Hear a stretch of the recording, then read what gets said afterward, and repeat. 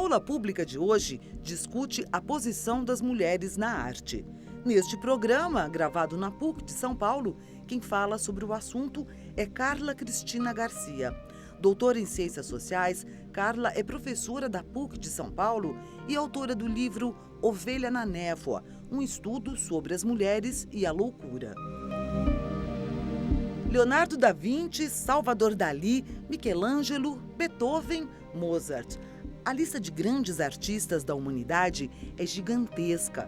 Em poucos segundos, conseguimos lembrar de nomes de diversas gerações e escolas. Mas e quando pensamos o nome de mulheres? Você consegue lembrar, assim, rapidamente, de artistas que são referência na pintura, música e artes plásticas? Sem dúvida, é mais difícil fazer uma lista assim. Um dos argumentos é que, no decorrer dos séculos, a arte produzida pelas mulheres foi sufocada. Mas, afinal, por que a história tentou fazer arte feminina invisível? Por que há tão poucas artistas mulheres?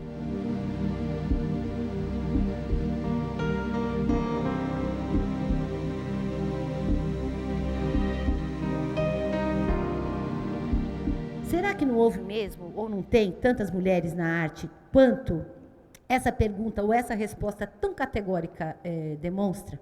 Né? Na verdade, quando a gente troca os termos da pergunta, né, a gente deveria exatamente saber, quer dizer, por que a gente assume que não tem tanta mulher na arte? Porque quantitativamente a gente não está em muito museu, porque quantitativamente a gente não tem muita partitura sendo executada pelas orquestras, muda também o paradigma do que eu devo pesquisar, muda também o que eu devo ter de entendimento sobre o que é arte, quem são os artistas. E refazer a trilha que a Linda Nochlin, na crítica de arte, começou a fazer, né, e perguntar, como ela perguntou mais de 30 anos atrás, por que também não tem nenhum esquimó grande artista? Por que não tem nenhum lapão grande músico? Quer dizer, o que faz com que alguém seja um gênio? O que faz com que alguém seja considerado um grande artista? Se você não levar em consideração o colonialismo, se você não tiver uma ferramenta de pesquisa, enfim, de pensamento, como é a interseccionalidade, em que você deve levar em consideração a identidade de gênero, a orientação sexual, a etnia, enfim, né, a classe social, a gente vai continuar dizendo, é verdade, não tem artista, não tem mulher artista, não tem ninguém. E aí, a partir desse momento, né, eu começo a ver a quantidade de expressões artísticas que justamente o pensamento colonial não me deixa perceber que tem. Né? E isso muda tudo. Eu vou prestar atenção na história daquilo que a história canônica vai considerar sempre como arte menor. E isso faz diferença. É que ninguém entra no museu achando que aquele quadro foi pintado por uma mulher, ou por um indígena, ou por um esquimó, ou por um negro, sem que a referência não apareça, sem que a exposição tenha que ser colocada num lugar à parte da exposição principal. É como se a gente só pudesse falar para a gente mesmo, só pintar para a gente mesmo e sobre as nossas questões. E é por isso que, então, eu faço uma jaulinha especial para arte produzida por mulheres negras, arte produzida por mulheres. Mais do que quantidade, o que a gente precisa é de uma cultura simbólica de qualidade, que vai fazer com que, a uma certa altura do campeonato, talvez com as nossas tataranetas, etc., ninguém mais entre no museu e pense que só tem quadro de homem ali. Né? A gente, para usar a expressão da Nancy Fraser, né, a gente precisa de redistribuição e reconhecimento da arte. Né? E reconhecimento da cultura e da produção cultural que nós somos capazes de fazer, que é o que a gente não tem, o reconhecimento, o meio material, né, para isso, ou seja, a redistribuição, né, do dinheiro, dos editais, e etc., para poder produzir. E aí é que a quantidade de homens aparece mais. Né? Por quê? Porque pensa, se a maneira que você tem de se expressar artisticamente, se a maneira que você tem de se expressar, enfim, expressar tudo o que você quer, por meio da escultura. Como é que você faz para comprar as coisas? De que jeito que você faz para ter o material, para comprar tela, tinta e etc.? A saída da maior parte das mulheres tem sido os coletivos, que têm produzido coisas incríveis. E a arte de coletivo sempre parece menor do que a arte do artista genial, aquele que pensa sozinho, uma arte abstrata e etc. E que, de maneira geral, ganha mais editais do que mulheres, para tudo. Para cinema, para arte, para escrever, para bolsa de pós-doutorado, tudo que vocês quiserem. Então, é claro que sim, tem mais homem. Porque a gente tem uma condição material que nos impossibilita. Né? Bom, impossibilita, mas não impede. Né? Porque a gente tem, pelo menos desde os anos 80, na verdade, desde os anos 70, né? Uma grande revolução sendo colocada pelas artistas de todo tipo. Né? Aí já fica uma lição de casa, que vocês podem assistir a um filme chamado Women, Art and Revolution, War, né? Que vai contar como que, desde a terceira onda do feminismo, né, começando pelos Estados Unidos, mas que depois toma a América Latina como um todo, né, você vai ter mulheres e grupos de mulheres denunciando, de mulheres artistas, denunciando esse estado de coisas em que você não consegue fazer uma exposição, né? As guerrilha girls denunciando e fazendo todos os cartazes mostrando que a gente só entra no museu se estiver pelada, né? Que o que tem de mulher no museu são aquelas que são pintadas pelos homens, né?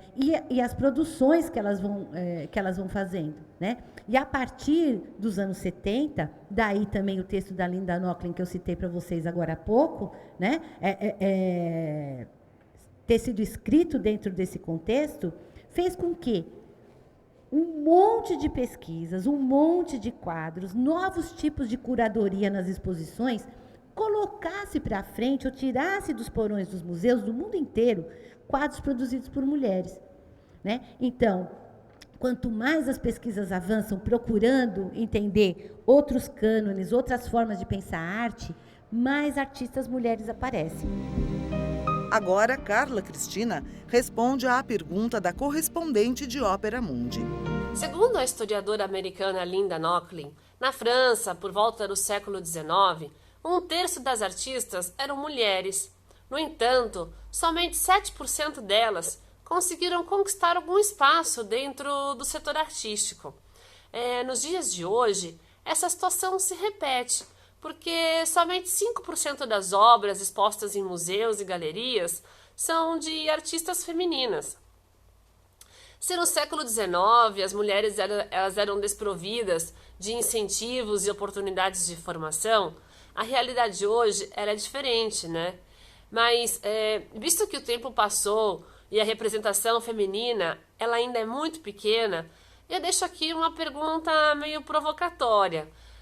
Mas as mulheres, elas só podem entrar nos museus se elas estiverem nuas? Isto é, se elas forem objetos retratados? Como é que a gente pode reverter esse quadro, visto que passaram-se séculos e a realidade ela ainda é praticamente a mesma? O século XIX foi o século em que as mulheres puderam oficialmente entrar nos liceus para aprender a pintar. Né? O que acontecia antes é que aquelas que podiam pintar, etc., aprendiam ou escondido nos ateliês dos pais, né? Muitas delas, das pintoras do século XVI, do século XV, eram filhas de homens que eram pintores ou que tinham, enfim, né, um ateliê, mas oficialmente uma mulher não podia estudar pintura. Então, a partir do século XIX, elas puderam, né? E é um século em que a profissão de artista também se torna... O artista se torna um profissional, ele pode viver da sua arte, né? Mas, enfim. As mulheres, então, elas podem entrar no liceu, elas podem aprender a pintar, só não podem fazer aulas de nus, que era o que vendia na época. Tá? Então, o que acontece? Você pode estudar, mas você não pode estudar aquilo que vai tornar você uma artista procurada, entenderam? O que as moças pintavam eram o quê? Retratos, que não estavam mais, vamos dizer assim, chamando a atenção dos compradores, né? E as naturezas mortas. uma mais legal que a outra se a gente olha de outro jeito para as coisas, que é o mais importante de tudo. Isso de que se a gente só pode entrar nua no museu, né, para poder colocar isso, é exatamente o que as guerrilhas girls e todos os movimentos desde os anos 80 têm feito muita exposição, muito debate, né, exatamente para dizer, se a gente entrar pelada no museu é porque a gente quer, né? Não mais como musas nem nada disso, né? Então, não, eu acho que a gente pode sim entrar no museu do jeito que a gente bem entender, não é com uma máscara de macaco, sem a máscara de macaco, mas a questão é nesse museu eurocentrado, né, heteropatriarcal que a gente quer entrar. Quer dizer, não é possível pensar uma outra forma de expressão artística, de exposição artística, que não seja essa. Talvez seja possível pensar outras maneiras de levar a arte que a gente produz para o público que a gente quer que nos veja.